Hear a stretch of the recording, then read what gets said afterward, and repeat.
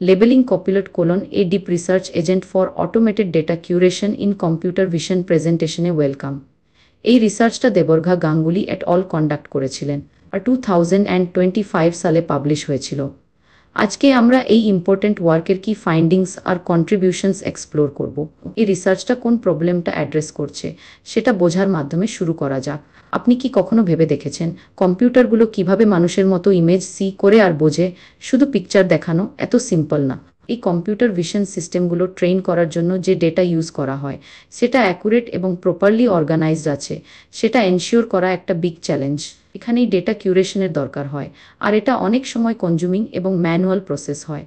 এই ভিডিওটা কম্পিউটার ভিশনের জন্য ডেটা কিউরেশন অটোমেট করার একটা নিউ অ্যাপ্রোচ নিয়ে। এটাকে এমন একটা স্মার্ট রিসার্চ অ্যাসিস্ট্যান্ট ক্রিয়েট করার মতো ভাবুন যে automatically image dataset clean, organise আর ইমপ্রুভ করতে পারে।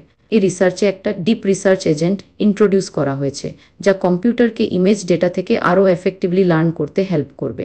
এর ফলে বেটার আর more reliable computer vision system create করা যাবে। রিসার্চার্সরা একটা সিস্টেম বিল্ড করেছেন যেটা ডিজিটাল রিসার্চ অ্যাসিস্ট্যান্টের মতো কাজ করে। এই এজেন্টটা ইমেজ ডেটাসেট অ্যানালাইজ করার জন্য ডিফারেন্ট মেথড ইউজ করে।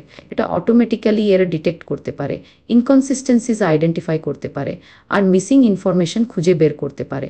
ডিপ লার্নিং আর অন্যান্য রিজনিং অ্যালগোরিদমগুলো কম্বাইন করে এজেন্টটা এই কাজটা করে। ডিপ লার্নিং ইমেজ থেকে কমপ্লেক্স প্যাটার্ন শিখতে হেল্প করে। এজেন্টটা ডেটা এক্সপ্লোর করার জন্য স্ট্রাকচার্ড। এটা ডেটা সম্পর্কে হাইপোথিসিস ফর্মুলেট করে, ইমেজ আর অ্যাসোসিয়েটেড ইনফরমেশন এক্সামিন করে সেই হাইপোথিসিসগুলো টেস্ট করে, আর তারপর ডেটাসেট সম্পর্কে তার আন্ডারস্ট্যান্ডিং রিফাইন করে। এক্সপ্লোরেশন, হাইপোথিসিস টেস্টিং আর রিফাইনমেন্টের এই সাইকেলটা ইমেজ ডেটার কোয়ালিটি সিস্টেমেটিক্যালি ইমপ্রুভ করার জন্য ডিজাইন করা হয়েছে।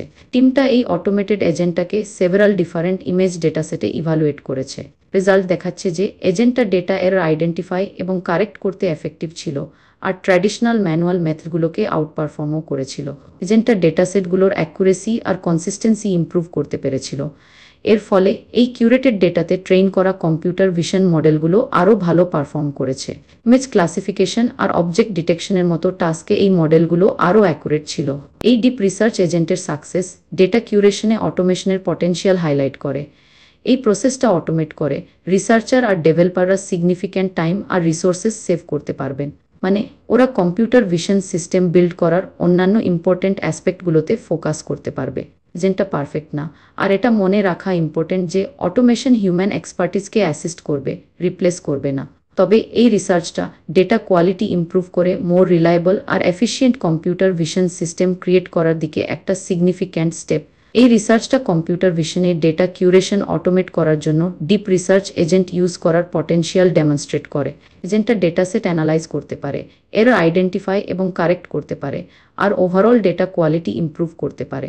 এই অ্যাপ্রোচটা কম্পিউটার ভিশন ফিল্ডকে সিগনিফিকেন্টলি ইম্প্যাক্ট করতে পারে, মোর অ্যাকুরেট আর রিলায়েবল সিস্টেম ডেভেলপ করতে এনাবল করে।